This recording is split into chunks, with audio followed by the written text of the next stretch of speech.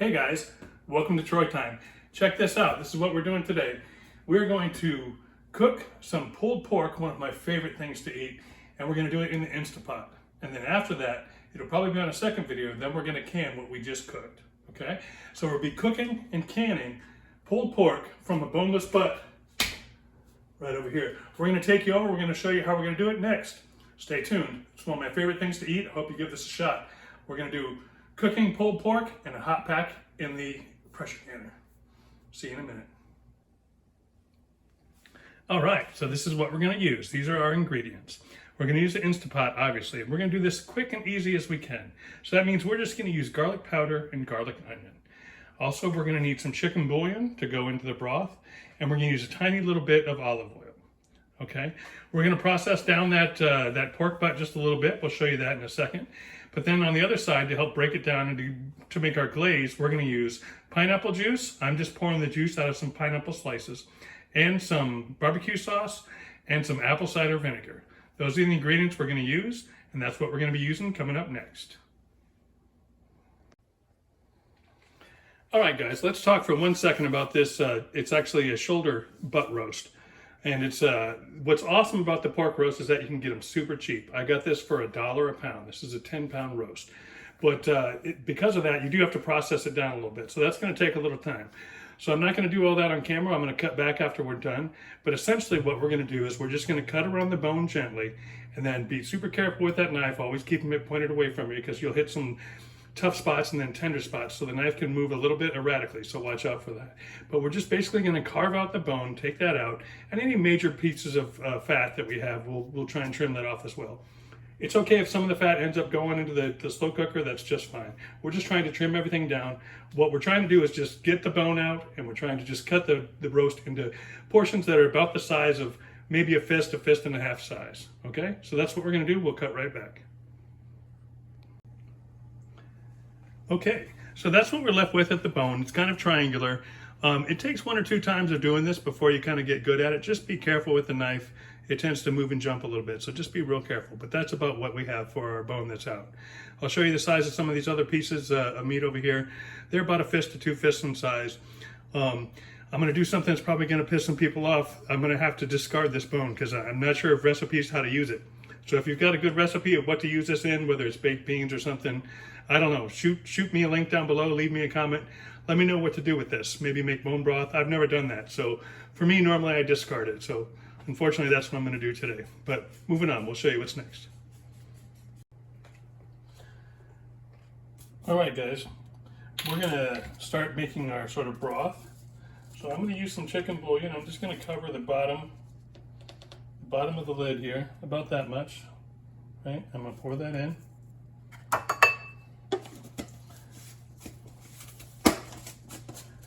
We're going to use about 2 tablespoons of garlic powder.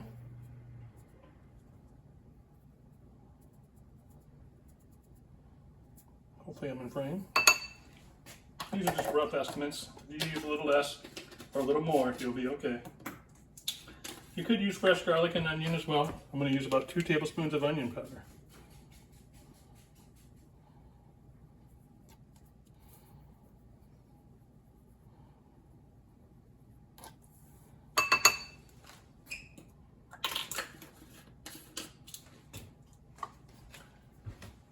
To that, we are going to add 3 cups of water.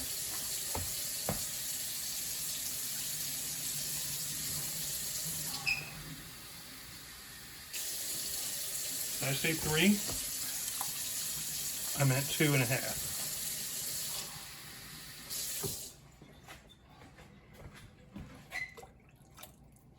And we're going to stir that up.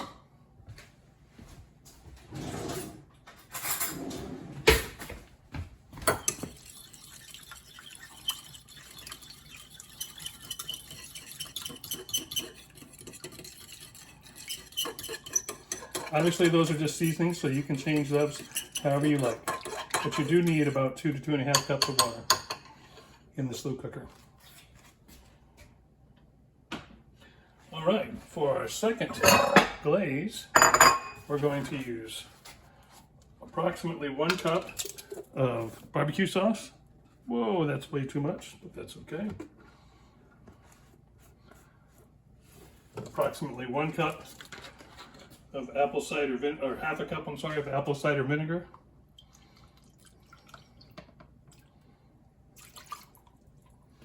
And half a cup of pineapple juice.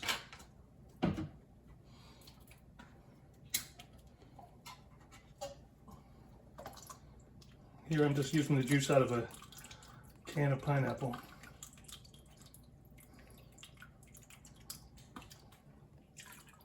There we go. And then we're going to stir that up. Easy peasy, lemon squeezy. I do have a little bit too much barbecue sauce in here, but it'll all come out in the wash.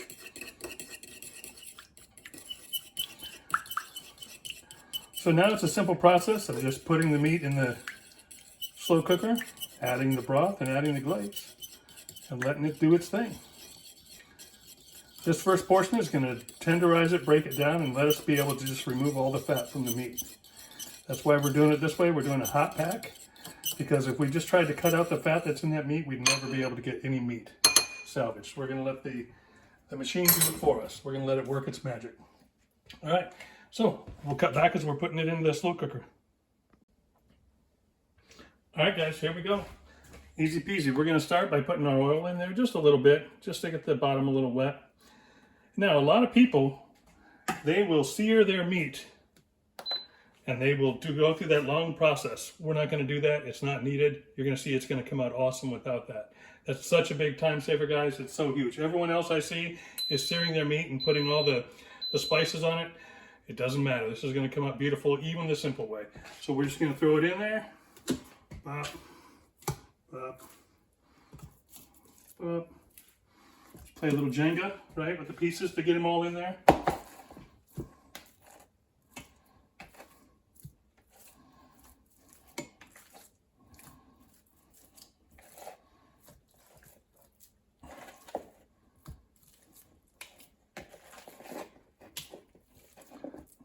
We filled that thing up, baby. All right, and then we're going to hit it with our broth. Then we're going to hit it with our glaze. Just like that. I'm just going to let that work in. I'm just pulling in from the sides. Now we're going to put the lid on. We're going to go pressure cook. Now, because we are going to can this afterwards, I'm only going to go an hour with a 30-minute natural release after that. If you were going to go and eat this as a final product coming out of the slow cooker, you would go 90 minutes with a 30-minute natural release. Okay, guys. So due to the large size of that roast, normally I get a 6 or an 8 pounder. We had to take some back. We had to drain out some of the liquid too, because we had too much of the barbecue sauce go in. So I did take some of that out. But what I did do is I cooked it up in the air fryer. This is similar to what I did on the beef canning beef video. We cooked it up in the air fryer 9 minutes at 400 degrees. So Finnegan, my puppy, my compadre, is going to have a nice little snack here, a meal. We're going to give him half of these. So I cut it into 1-inch cubes, basically like that there. And now half of this is going to be his dinner, and the other half he can have another time. So it actually, I tasted it. It's pretty good. Always remember, if you're doing this with your dogs, don't season it. They can't have garlic, and I believe they can't have onions as well. So be advised. But he's going to love this as an unseasoned pork bites. Let's see if Finnegan likes it. Let me take some of these aside first. Hey, Finny. Hi. Finny, can you front? Finny, front. Sit. Oh, very good, very good. Wait. Gentle. Oh, that's very good, gentle. Wait. Wait. Okay, get it. Good boy. What do you think, Finny? Is that good stuff? Here, you can have the rest on your own. Wait, wait. Wait. Wait. Oh, big temptation. Okay, get it. Good boy. That's a good boy. Finny, say bye-bye. Finny, up here. Say bye-bye, Finny. Might be a little distracted. All right, that's Finnegan. He likes it. All right, yeah, so that's the size of a piece I had to take out in addition to the piece that I gave Finny. So I'm not sure what we'll do with this yet, but we'll find a use for it. We'll probably end up giving it to Finny down the road too. All right, we'll see you in a little bit. All right, so that's the size of piece of meat we had to remove in order to get everything to work out smoothly. Yeah, I'm just used to a smaller roast, so be advised, you might have to adapt a little bit on some of the measurements. All right, so I just carved up the extra and trimmed off the fat. It carved much easier at that temperature. So we were able to just trim that up. This is just going right in the air fryer, just like we did for Finny. Only this we can't feed to the dog because it's got the seasoning on it. So this is gonna be for me. Let's see how it goes. All right, these are the pork bites coming out of the air fryer. Okay, so we're just pulling these out and we are gonna shred them up with the bear claws. And we're just separating the fat from the meat. You can tell it's super tender. The meat's gonna come right out. And then when you get to a part that's got some fat, just push it away, scoop it away and throw it in the bucket. Just like that.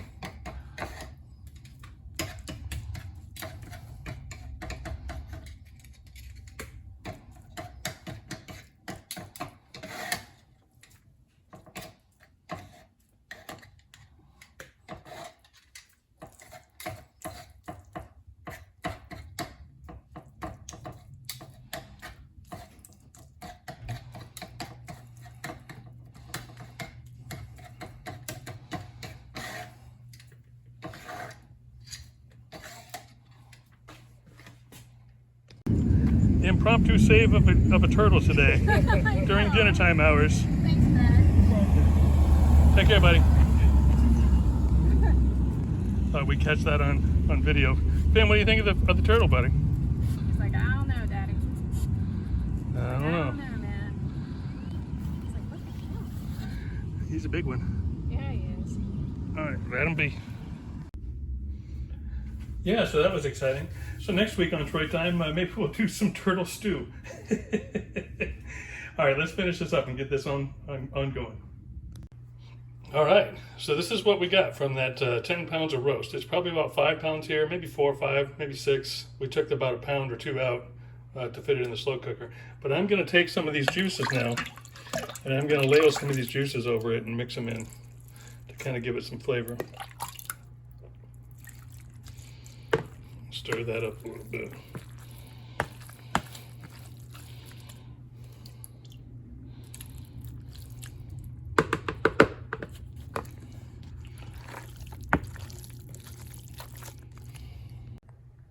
Okay guys, so there's our pulled pork. So this is awesome. Now I prefer to do it this way rather than try and can it with the barbecue sauce in it. So from this here, we can do a ton of different stuff. So we can throw barbecue sauce on this and we can have barbecue sauce and hot sauce and make barbecue pulled pork sandwiches. We can throw vinegar on it and hot sauce and have North Carolina style pulled pork sandwiches. Also, this is great for tacos. You can use this in any of the recipes I've been doing on my other videos. So for instance, we did the beef and cheese quesadillas. You could use this pork, they're just as good. We did the super soba. You could use this pork. You could just the same way. And we did the chili. You could put this pork right in the chili. Oh, it's so good. So lots of different ways: soup, salad, sandwiches. Also, all the quesadillas, tacos, burritos. You can use this pork for all that kind of stuff. So super useful. We're going to can this up, but if not, you could just mix it together how you want. Have some barbecue sandwiches here on the fly if you were just cooking it. But we're going to go ahead and can this in the next video. So I hope you follow along. Until then, this is Troy. This is Troy Time. I hope you enjoyed it. We'll see you soon. Follow my channel. Watch the next video. See how we can this.